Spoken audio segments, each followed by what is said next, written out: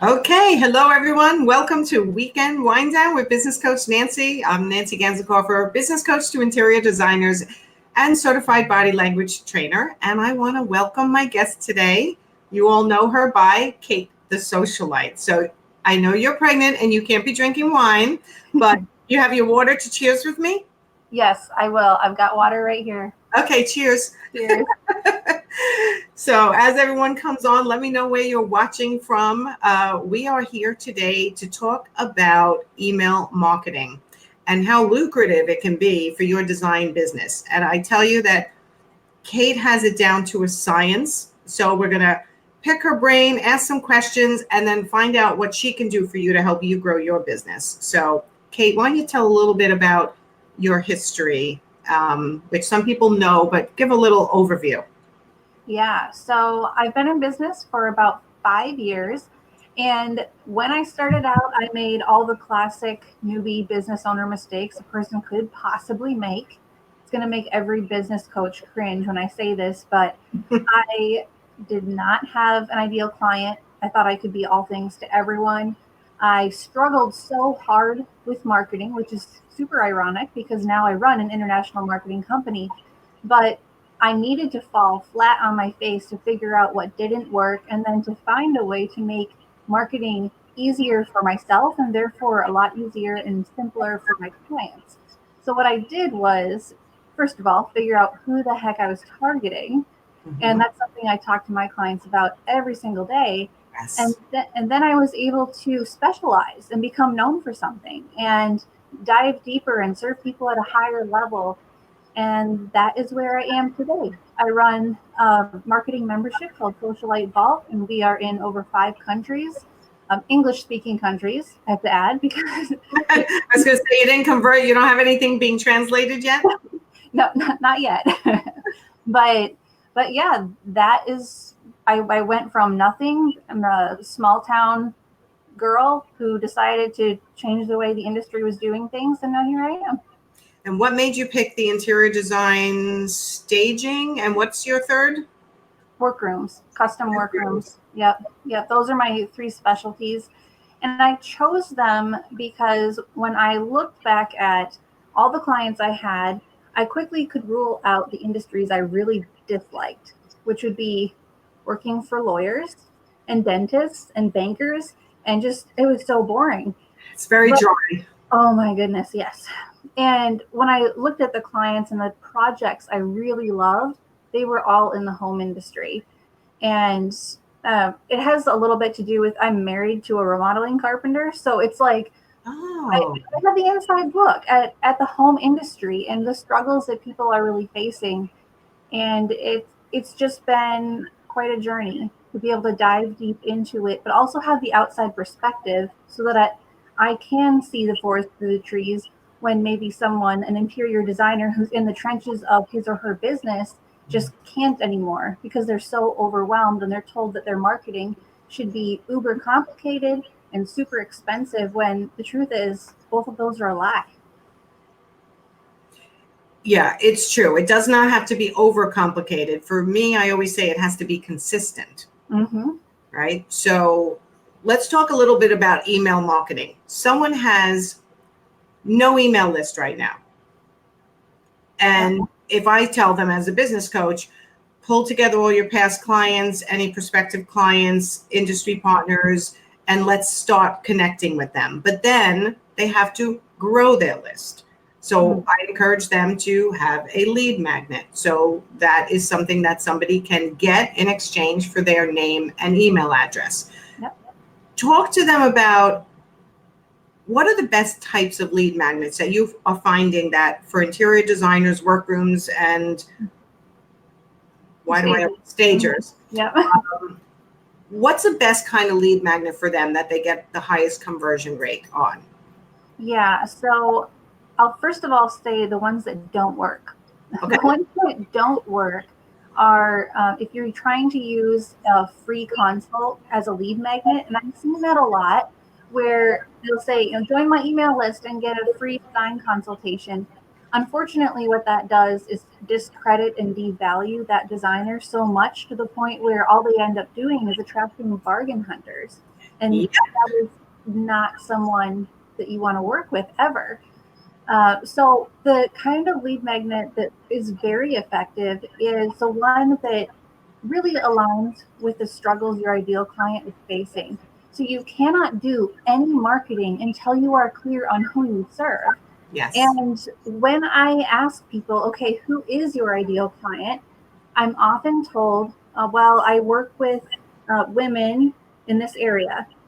And I'm like, okay, but so much more than that. You need to understand, what are they doing for a living? How much money is their household producing? What are their pain points? Why is this woman calling you for help? Is it because she's trying to raise her kids and she is stuck, quote unquote, in her house, and she wants a beautiful space, but she thinks the kids are going to destroy everything? Well, that's a very specific type of client, and you can create a lead magnet based on kid-proof design. Or this is a great way to introduce sunbrella fabric, Krypton fabric.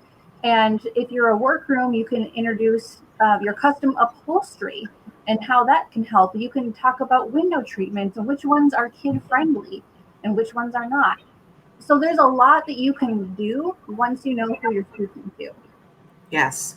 And that is a struggle. And that's one of the first steps I always take with my clients as well. Mm-hmm. Who's your ideal client? And listen, we've all been through it. Like you just told your story. I can serve everyone, right? I'm a business coach. I actually do coach other businesses, other coaches, other marketing companies, social media companies,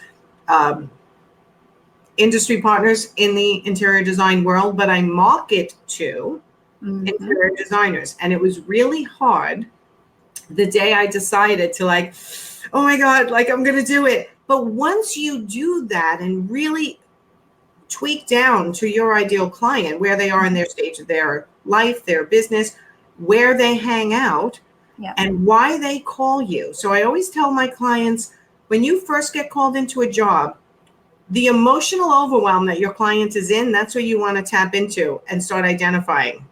Absolutely.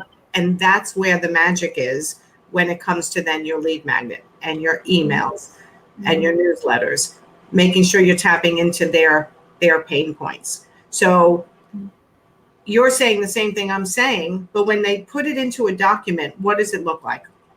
So I suggest, and what I offer to my clients and members is something that looks beautiful, because the home industry is in the business of making things beautiful, and beauty is subjective. So it ends up looking like a miniature magazine that is specific to your interior design business.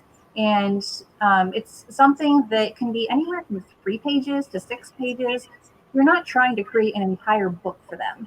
What you're Right. trying to do is show your work. And if you don't have photos of your work, you can use certain types of stock photos, but you don't say, oh, this is my work. You can just use that as any other business would in marketing. Right. But the whole point is to showcase how you understand their pain points. So you might have a little article in there that is exactly for that stay-at-home mom who needs her space upgraded desperately, but she feels like that's too selfish. I shouldn't make that move. I don't even know if it's possible. Should I wait till the kids are older? You can address all those concerns because she already knows she needs you, but you can help further convince her. And then you can also go through and describe what your services are. And what you're doing is taking all of her pain and frustration and aligning it with all of your solutions. And then it becomes a no-brainer. The lead ends up making her own decision. Okay, yes, I need to hire you. And what she doesn't understand is you led her to that. I mean, as business owners, we have so much power in our marketing. We can control the way people feel and the way they think. And that's not something to be misused. That's something to truly help people with, because, and I get this pushback a lot from people. They're like, well, I don't want to talk about myself. I don't want to brag about myself. I know. And I tell them, well, that's good, because it's not about you. It is about your ideal client. It's about their ideal client and you helping them. But you can't help them if they can't find you. Exactly. And if they don't even know what you offer. This is what I say all the time. If they don't know what you do, they don't even know you're an interior designer, they don't understand who you work with, what you do best, how do you expect people to find you? Like people put websites out there and then expect like, okay, I'm waiting, right? Yep. And I'm like, okay, now you actually have to drive the process. You're the only one as the owner who can drive the process. Yeah. So they put together, we're talking about email lists and growing email lists and then what to do with your email lists. So they put together a beautiful PDF, 1 page, 3 pages, 6 pages, but something that's beautiful, related to a pain point of their ideal client. And they put it up on their website. Mm-hmm. How do people find it if their websites aren't being found? Right. So that's where you need to share your lead magnet on social media. So you can share a link to it. The whole point of social media is to drive traffic to your website. So you don't have to go crazy with it. I mean, if you post 3 times a week on Facebook and or Instagram, it doesn't even need to be both. If you are serving an older demographic, then Facebook is probably where it's going to be at. If you're serving a younger demographic, so 40 years old and younger, then Instagram is likely going to be where it's at. There are some exclusions, but typically that's what happens. And when you're sharing that lead magnet, it's driving traffic back to you. It's helping people connect with you. And then you capture their information when they decide, okay, yeah, I want that. I'm going to opt in. It's not costing me anything. But what you're doing is providing value to them instantly. It is instantly going to help ease their fears. It appeals to the emotional side. And I tell people, it doesn't matter if you are serving the most high-end client in Beverly Hills or the mid-range client like where I am here in the Midwest in Wisconsin. The point is, emotion is what sells. Yes, and I do get that pushback from my interior design clients who work in the very high end. They're like, oh, my clients aren't going to read this. So my clients aren't going to look at this. They don't want to be bothered, or they're not on social media. And I'm like, have you ever asked them? Have you ever asked your ideal client, where do you hang out? Is it LinkedIn? Is it Pinterest? Is it Facebook? Is it Instagram? While you're working with your ideal clients, you're working close and personal with them. You're in their homes. You want to be asking, just curious, where do you hang out? Yeah, and I'm glad that you mentioned Pinterest, because Pinterest is a search engine, much like Google is. It's not even a social media platform. But that said, Pinterest is an excellent place for any designer who serves any type of demographic to put their lead magnet. And the reason that works is because, and I talked about this in my podcast recently, but Pinterest actually has a very interesting demographic where they're high income earners, and they get on Pinterest with the intention of spending money. They actually want to see different pins from brands and businesses because they're looking for their next favorite brand. Yes. And it's a great place for interior design inspiration. And that's why I encourage designers. You can watermark your photos, certainly, but then put them on Pinterest. It's not beneath you to do that. It's actually really smart because that's one of the biggest drivers of website traffic out there. Yeah, we started on Pinterest a year ago. We're almost up to, it's probably not a lot in the Pinterest world, but it's a lot to me. But it's just a vanity metrics, but 700,000 views a month. But awesome. I have lead magnets out there, and it's driving and it's growing my email list, and it's growing my Facebook group. So for my interior designer clients who are on there, they are also, like you're saying, especially if you have a couple of lead magnets. Do you recommend more than one? Because I think one could get stale after a while. If it's just on your website, like you could change them up once in a while. You certainly can. And that's something I get asked a lot. And some people will overthink this and they'll think, oh, I need a different one every quarter or something. The truth of it is, if your ideal client changes, or if you learn something about your ideal client that means you could have something that's a little bit more aligned with them, or if your service offering changes, or if you want to start up a new service offering, that's when you change your lead magnet. Or if you have different ways that you can work with people, so maybe you have more than one ideal client, these are all situations where having multiple lead magnets is going to be really helpful. And Melissa Sacco just said, I found that high-end clients are always watching, LOL. Most are private or under different names. Now, right? We all know them. We all have lurkers, right? They don't want to reveal that they're the ones looking at the stuff. They don't want anyone to know that they're on social media because it's beneath them, but they are there. I agree with her. They are there. They're just not revealing that they're there. Yeah, absolutely. And it's like, a very good point. There are a lot of lurkers on social media. I mean, it's in any demographic. And that's why I tell people, don't get hung up on how many Instagram followers you have or how many Facebook fans you have, because like you just said, that's a vanity metric. It might make you feel good. It has zero impact on your bottom line. You can't look at someone's follower count and be like, oh, well, her business is really successful because she has 22,000 followers. Honestly, I know people who are influencers and they make maybe $1,000 a month because of it. So like there is absolutely no correlation between your success levels and how many fans you have. And it's for that reason. It's so true. When I first started coaching, I coached with a coach that said, for every 1,000 people on your email list, how did it work? For every 1,000 people on you'll make like $1 per person on your email list a month. Let me tell you, that's so not true, right? And I thought, really? So in other words, if you had 10,000 people on your email list, you'd make $10,000 a month. And I was like, that doesn't seem right. What you're looking to create and what you're explaining is if you've got a really good lead magnet, you're already attracting someone who becomes quickly a warm audience and someone who's already got the pain points that you serve. And they're much easier to convert. Absolutely. And the really nice thing about a lead magnet is it's work one time. You do the work once, and then it works for you in the background. It works on your website. It works on Pinterest and other social platforms.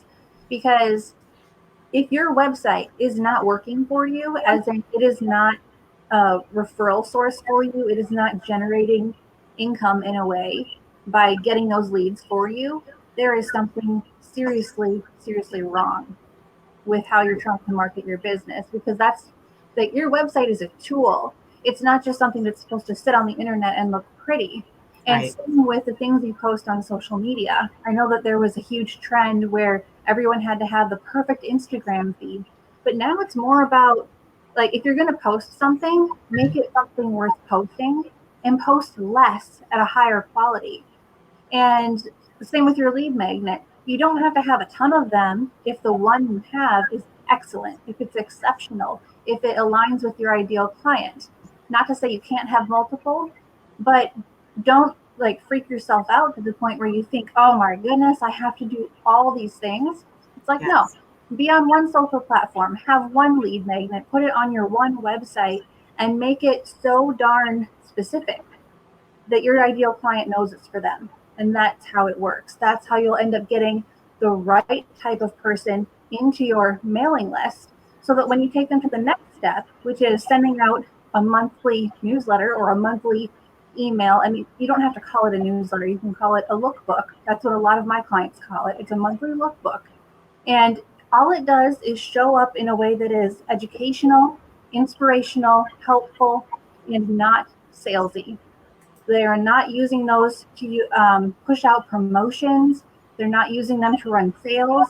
They're showing up in their mailing list inboxes and saying, hey, here's a project I recently completed, or here's a story behind it, or if you're looking for ways to upgrade your home this season, here are some suggestions and photos to inspire you. When you do that, that's when sales happen. Because again, you're appealing to the emotional needs of that person, and you're not showing up like a car salesman and being like, hire me now and get like 2 extra hours of design consultation. Or, it's like nobody wants to be sold to, but everybody wants to feel understood and be helped. Yes.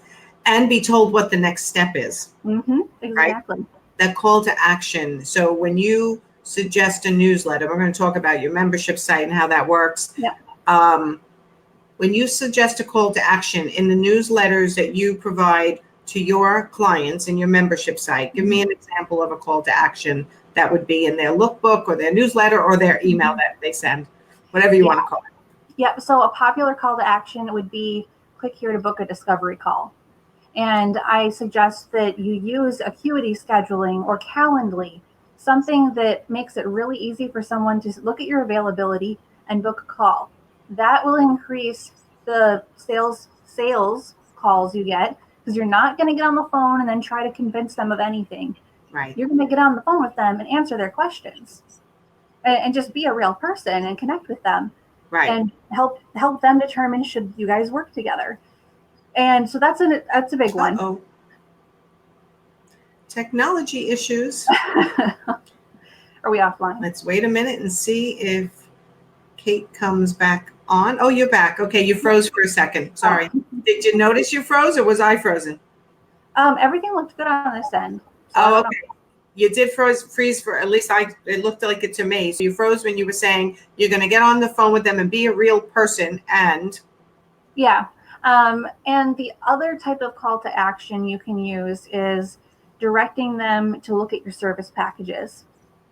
So that's an important one. Or saying, just respond to this email if you would like to book a consultation, or if you have a design question, because these emails going out every 4 weeks are meant to be conversation starters, whether it's a written conversation or a conversation on the phone.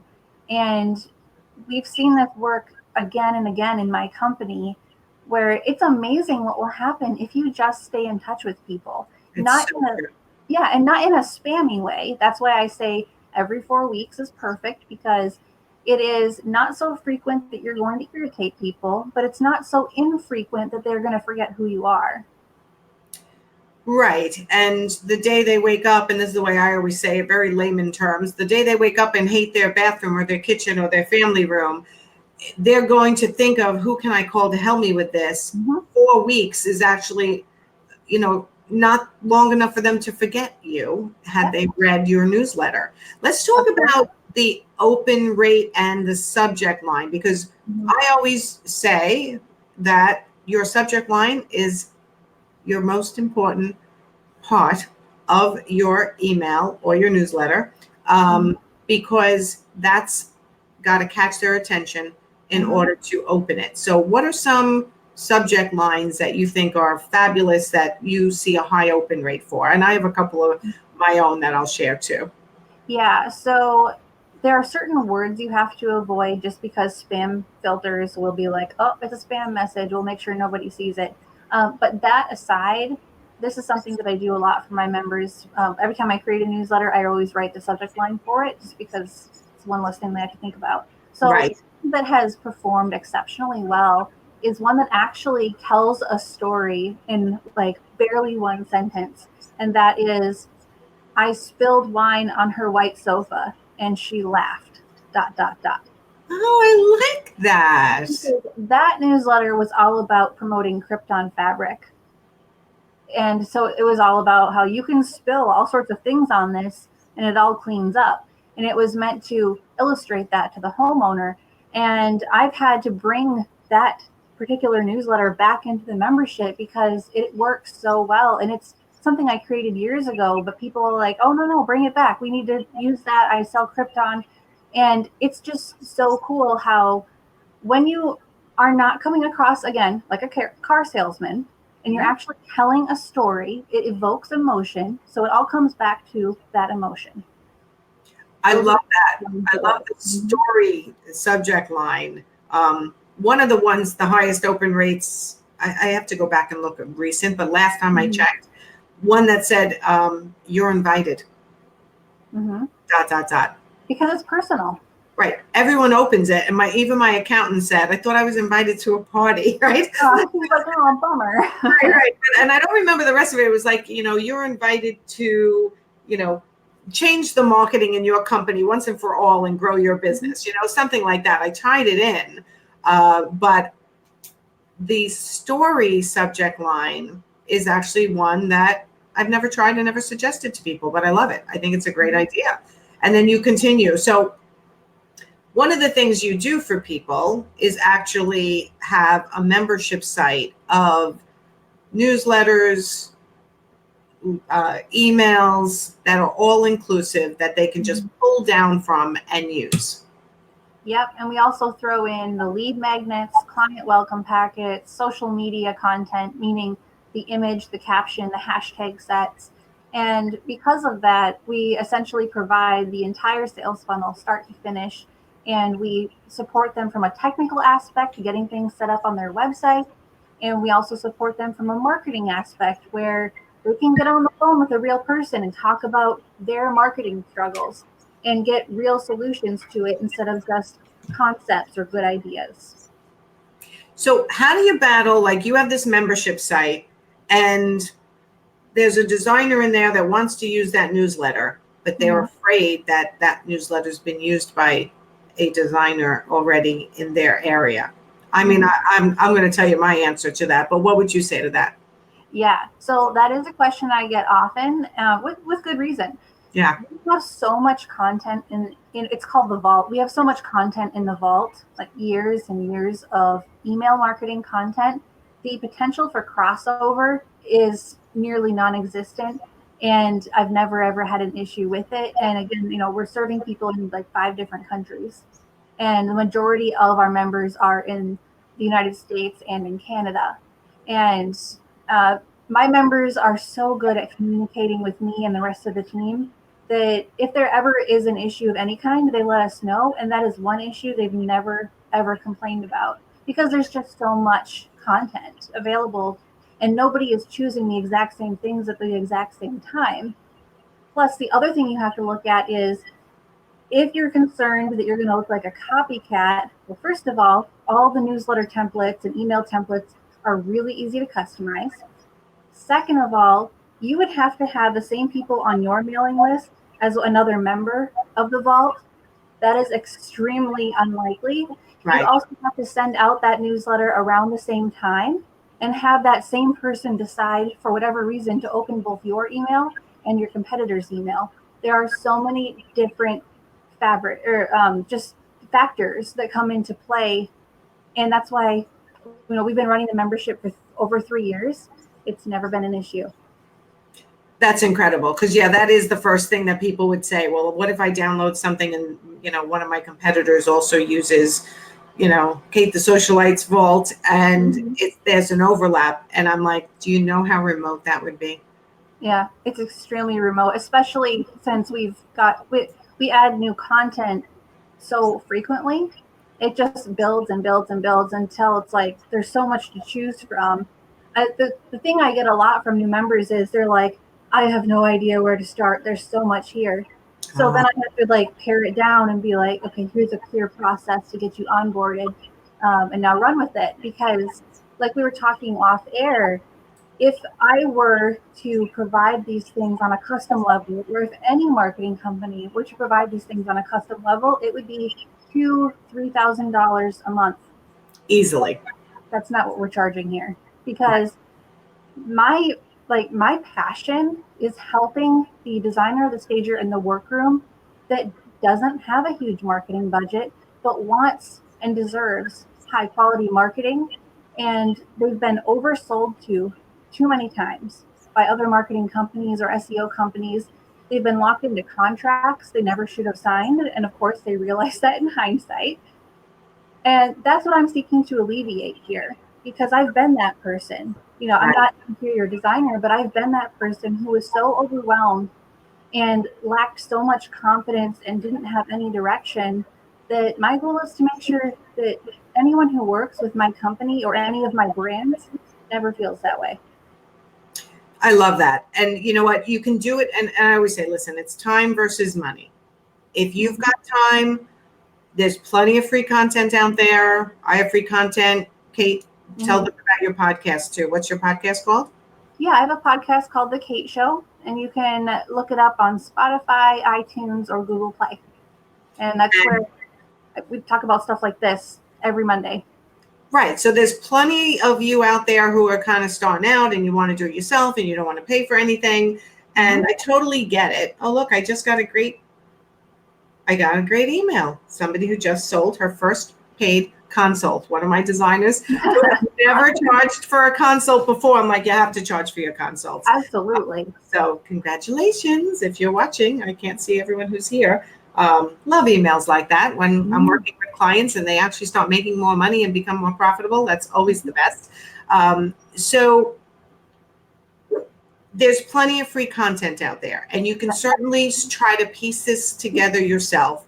But what I find is if you are a $150 an hour designer or a $200 an hour designer or a $250 an hour designer or even $95 an hour, which I always cringe at, if you add up how much time it's taking you to listen to all of us and then try to put it together yourself and learn the programs and make it look pretty and then struggle through this, how many hours did it take you? And then did the end result convert for you? Excuse my dog barking. This is real life. Did it convert for you? So if it's not converting for you, there's a reason for that. And, you know, I've worked through with my clients, you've worked through with your clients, perfecting systems that actually work and convert. Yep. How many years will you save from your life from just biting the bullet, investing, and now converting? One client pays for everything. Yeah. You know, I was talking to another really high level business person in the home industry this morning, and she was like, she's all into calculating things. And she was like, so it would cost people $2,000 or $3,000 a month if they were to kind of piecemeal this and get it like totally like custom done for them. Which essentially, if you look at that over the span of 12 months, that's like paying someone a salary. And a lot of people do have people on staff that will handle their marketing for them. And then there's something called payroll taxes, all those really fun things that nobody wants to pay for in their business. That's right. And so that's why this has gotten a lot of attention, because we're able to come in and offer it at such a different price point where it's like a latte a day, but it's high quality. And that's where people are like, huh, like, how is this possible? But it's because it's very streamlined, because we know what we're doing over here. We've done it long enough that we know what works, and we don't waste our time or our members' time with things that don't work. Right. And yeah, it's just extremely specific. And that's why my membership is only for interior designers and home stagers and workrooms. It's not for anyone else, because we are very specific about who we're helping. So when it comes to writing the emails, are there other tricks that, I know there's some tricks that I teach. Okay, the subject line is key. I love your tip about making it a like kind of the beginning of a story so that they want to continue reading. And we talked offline how a good open rate, my open rates are probably about 18 to 20%, but some of your newsletters are getting even a higher open rate. And what the words you avoid? Give us just a few as a sample. Yeah, the word free. Definitely. The word. Definitely. So that's why all the designers out there who are like trying to advertise a free consult, it's just triggering spam filters like crazy. And not only that, but I mean, free consults are never something that you should be offering. But yeah. We can go, that's a whole nother, I've had about 20 broadcasts about that. So yeah, that's like a whole other thing. I could beat a dead horse, and I still have designers who are going, no, I do free. I'm like, all right. Yeah, I know it. I know. So other words would be like buy now. Anything that just like, sometimes if you run it past your gut instinct, you can just tell like, okay, this sounds cheesy, this sounds salesy, or it feels slimy. And the thing is, that's how the spam filters think too. So you can even Google a list of most popular spam words, because there will be a list of hundreds, and even like phrases. So when we're going through and creating these newsletters and the other emails, we're looking at our list. We're looking at all the other things that you shouldn't be doing. Like I know some people have a tendency to create extremely long emails. Yes. it doesn't convert well for one thing. But it it's not going to, even if it doesn't trigger a spam filter, it's not going to work for you, and it's a huge waste of time. It really is. Yeah, and some people just like to jam pack tons of images into their newsletters. I noticed that. What do you think of that? Well, that triggers spam filters for one thing. For another thing, not everyone's inbox is set to handle that, so it just won't show any of the images, or it'll show like a little broken link icon, and that doesn't look good. And I have seen, I get a lot. I mean, I don't open everything. What I always say is, when you go through your ridiculous amount of emails in your inbox, and you just, I just do big chunks, delete, right? I click on the first one, I delete, I go click on the last one, I'm quickly scanning. If something catches my attention enough to make me not delete it and then open it, I always go, why did I do that? And I'll copy and paste that subject line sometimes into a Word document that I have on my computer to possibly create a derivative of that for my own business. Yeah, that's smart. Right? Yeah. But I want to go back to the images because I see a lot of designers doing this, where I open up their emails or their newsletters, anything you send to your list, basically, and it's literally a couple sentences, a picture, couple sentences, picture.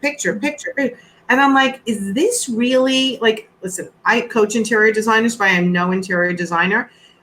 And I look down at all these images and I go, is this really what's working? And I don't think so. It's not, because when all you're doing is throwing images at people, those images can be interpreted a million different ways. And sometimes that's the beauty of an image, but not in email marketing. In email marketing, you need to limit yourself to 3 to 5 images and make sure they're not oversized so they don't break people's inboxes, for lack of a better word. And you need to have some little story, so like a paragraph and then an image and then a paragraph and then an image, so that you're actually getting a point across. But that said, while you want just 3 to 5 images, you also don't want it to be text heavy either. So we're looking at 300 words. That's it. Your word count needs to be about 300, because studies have shown that, first of all, people don't have time and they don't have interest. That's right. Opening your newsletters, if they know they're getting the next great American novel every time, it's like, no. Yes. If you can't say it succinctly, maybe it's not a message you should be saying. I love that advice. Did everyone catch that? Everyone listening, did you catch that? No more than 300 words and no more than 3 to 5 images. And I even, when you said that, I'm thinking 3, not even 5. Like, to me, you'd lose me on 5. The other thing, because we're here talking about email marketing, so everybody weigh in. Are you currently sending consistent emails to your email list? Yes or no? At least once a month, because I'd love to see out of the people who are watching or watch on replay what they are doing. I have no patience for email. Like, if it's too long, I literally days out and I'm like, I'll read this later. I can't. So everyone's busy these days. So to me, what you said, shorter, concise.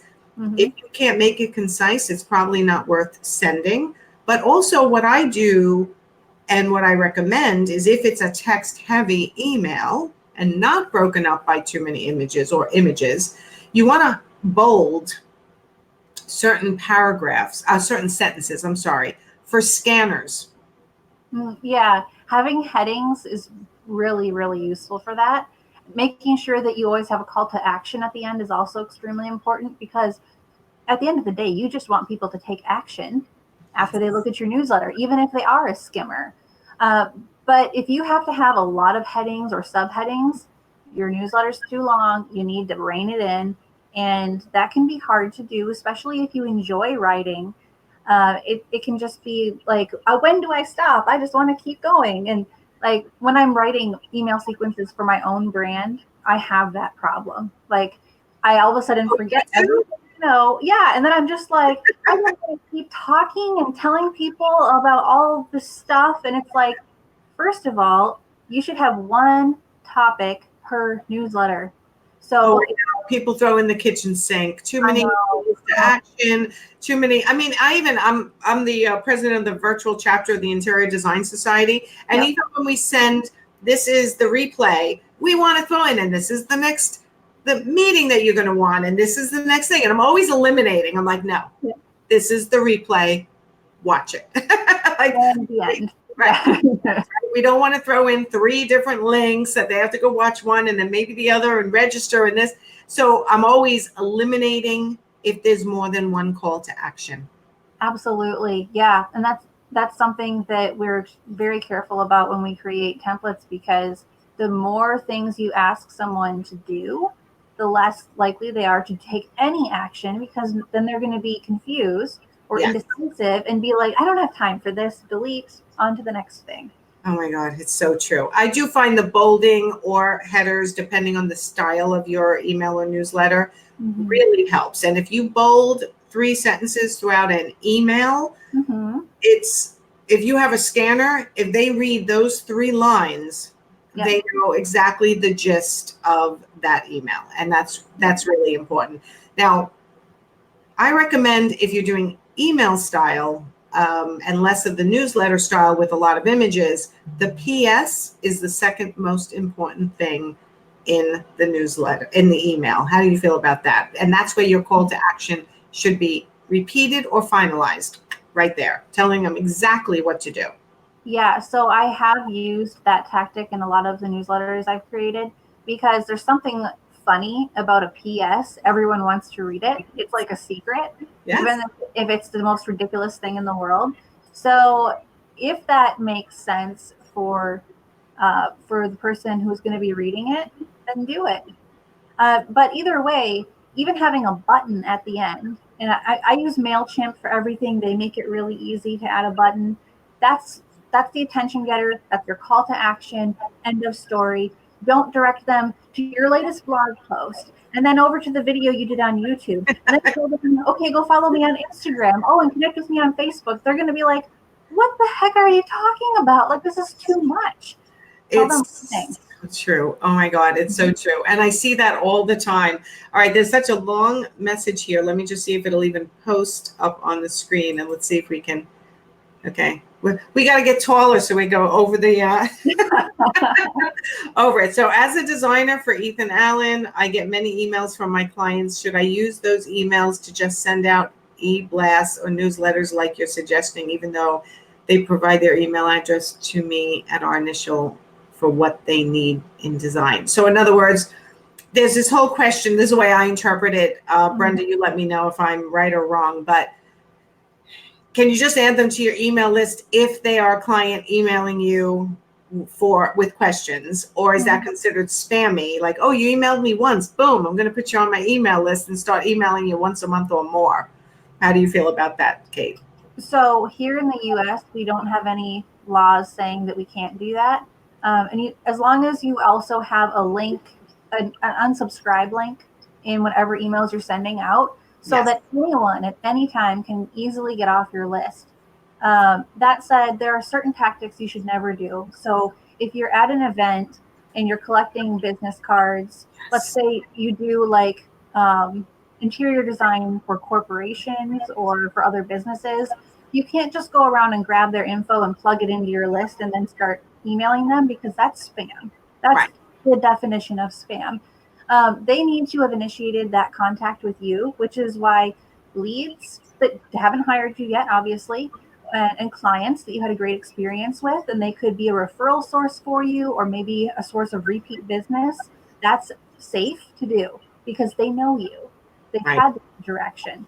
But yeah, you don't want to just go around and add random people. You don't want to do a Google search and then add people that way. You never want to buy an email list. That is the easiest way to get your entire website domain blacklisted, your email domain blacklisted.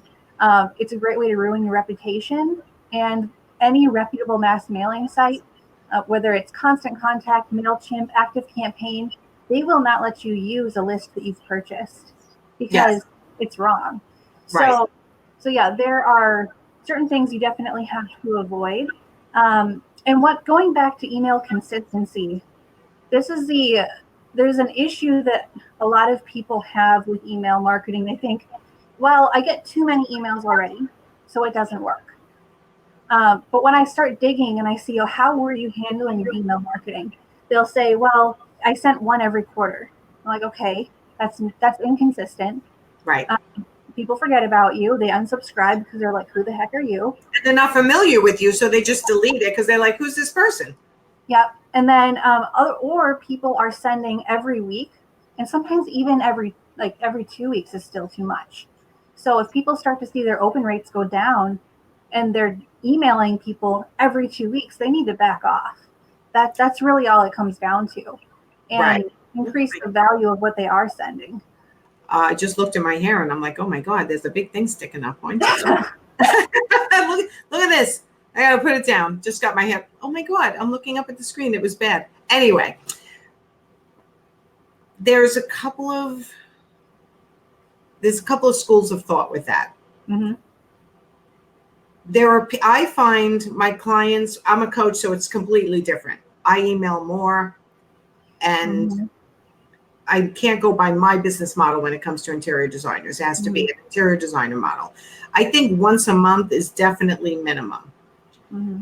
I think twice a month is actually okay if it's not draining your resources and causing you angst to get it out there.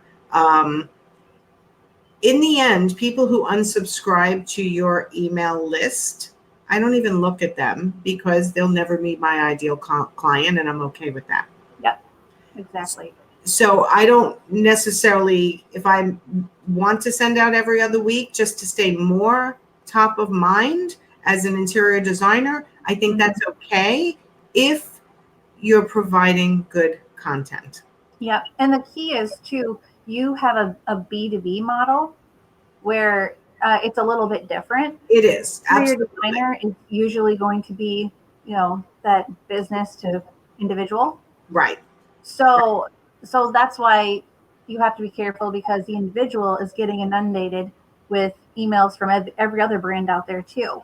And if yours can stand out because it's consistent, but it's not overwhelming and it is actually helpful, therein lies the difference. Yes, that's true. And a lot of people, a lot of designers, I should say, will also be like, well, I feel like I should focus more on social media because that's like the hot thing right now. And the truth is, email marketing is still 40 times more effective than Facebook, for example. And that's not an old statistic. That came out in 2019 from a company or an organization called HubSpot, and they train other people on how to be marketers. Yes. So they absolutely know what they're talking about. And it's just fascinating. And I know I've experienced this personally, and Nancy, I'm sure you have too. I've landed thousands of dollars from clients, from members, by sending one email. And absolutely. And my members have done the same thing, because they will forward me the emails their new clients just sent them, where it's like they send out their newsletter, they get a reply to their newsletter. Oh, I need a house full of windows. Can you come help me? I moved. I need to get everything updated so it matches who I am, because the previous owner had terrible taste, or like something like that, And it's like, and they're just so excited. But then I get to turn around and tell them, this is email marketing. This is how it works. Yes, and email marketing definitely does work. And there was 2 points I wanted to make. I can only remember one of them at the moment. You tend to not want, when you're an entrepreneur, you tend to look at everything from your own idiosyncrasies. Okay. So what I mean by that, right? You know this, Kate. Oh, yes. So the clients who say to me, I can't stand getting emails and I don't want to send emails because it annoys me when people send me emails. Yeah. I'm like, okay, however, then how are you generating business for yourself? It works. Like you said, it's a huge conversion. So you can't always, if you're one of those very sensitive people to emails, don't think everyone else in the world is like you. Exactly. Emails actually do convert into business. So sometimes you have to take your own idiosyncrasies and go, maybe not everyone's like me, and I got to listen to the experts. right, this actually works. Maybe I should try it. Yeah. Right? Do you find the same thing? The things that clients bring up with me, I'm like, okay, I'll even give another example. I don't want to go Facebook Live because they're so scared. And when I start digging, I get it, because I was there once where I was very self-conscious. Because if you're thinking in your head, well, Nancy doesn't have the perfect background, it's just stark white, and you're watching me and judging me, then I bet you're the kind of person who maybe has trouble going live. Yep. Right? That's exactly. Mm-hmm. Okay, so it's what's happening in your own head you're applying to the rest of the world, and we're here to tell you it's not the case. You're you, but that doesn't mean everyone's like you. Yeah. And it's hard for us to get out of our own heads, It is. get out of our own way. But when I see my members doing that, they're very successful, and they don't ever regret it. And it's very rewarding that I get to see that. Not everyone tells me about the results they get, but when they do, it's like, wow. See, I knew that you had it in you. I knew that you could do this. And they're like, yeah, but I didn't think that it would work because I'm this, because my background is that, because I service this area, because there's like all these inner critic issues that come up. And I work primarily with women. So we talk about this a lot. And it's something that we have to overcome. If we don't believe in ourselves, if we can't get out of our own heads, it makes marketing extremely difficult. It does. And that's what I work on with a lot of people, is getting out of their own heads and having the guts to take it to the next level. Because, I've been through that. You've been through that. We know. The other thing I wanted to go back to, I just remembered it, is when should you add them to an email list? So I'm just going to add one caveat. If you're an interior designer making a presentation to a group of people and you're passing around a sheet asking for everyone's, name and email address, you're making it clear that if you sign in today, please, give me permission to add you to my email list. I give you value every month by, giving you a newsletter and solving your problems for you, right? So that's a way also. If you ask permission, can I add you to my email list? That is one way to just be able to add them, and it won't be considered spammy. The other thing is, I don't know if Debbie's gone. She asked, can you watch this later? Yes, all my weekend wind downs continue to live on my business Facebook page, Nancy Ganzikoffer Business Coach, but they also get uploaded to YouTube under the Weekend Wind Down playlist, and it'll have all of Kate's information on there also. So anyone who's watching Weekend Wind Downs, you can go watch. Kate's gone.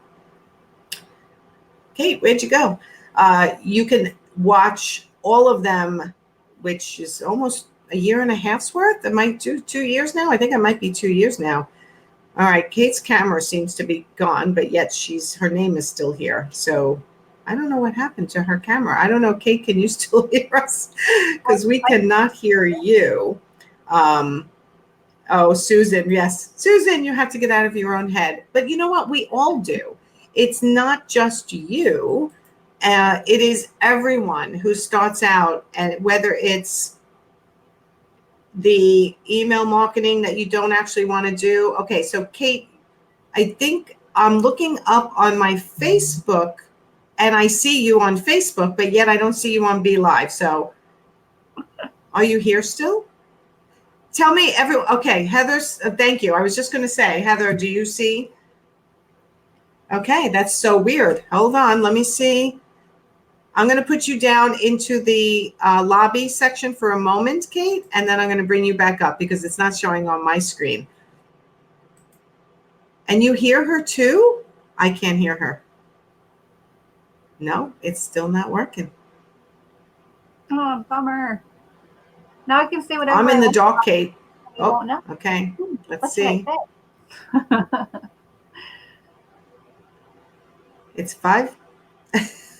I can't see you, or I can't hear you. Okay, Kate, say something, and let me see if everyone can hear you. Hey, everybody. Let's talk about Nancy since she can't hear me. What should we do? Should we make fun of her? This is a Be Live issue. Okay, so this is what I'm going to do, Kate.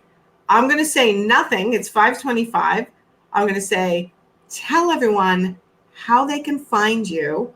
And I'm going to watch up on my other screen to see when you're done, right? So tell everyone where they can find you, your website, your membership site. Give a little pitch to yourself. Absolutely. And thank you, Nancy. Just kidding about the making fun of you part. I would never do that. But if you guys are interested in anything that I have to offer, head over to socialitevault.com. Vault as in a bank vault. So socialitevault.com. And also, if you would like, look up my podcast, The Kate Show. I offer information every Monday. And it's something that people email me about a lot. So I'm assuming it's very helpful. But most of all, go to socialitevault.com, check out what I have to offer there. There's a ton of information and some freebies for you. So I'll see you there.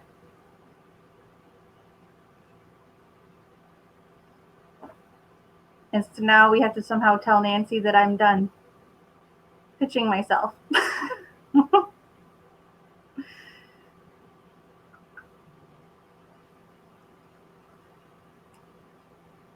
Okay, so Kate had to message me that she was done with speaking because I can't hear her or see her at the moment. So I want to thank everyone. Thank you, Kate, for being my guest today. And thank you, everyone, for watching Weekend Wind Down. This is a first that I can't see or hear my guest, but you guys can. So again, thank you for being here, talking about email marketing. If you came in late, you must go back to the beginning and really listen, because Kate gave a ton of tips here. I gave some tips. So thank you for being here for Weekend Wind Down. I will see you next week, hopefully. And again, if you need the replay, it'll be up on YouTube in about a day or two. And thank you for being here. I'm Nancy Ganskoffer, business coach to interior designers. Thank you, Kate. Even though I can't see you, I'm going to say goodbye to you.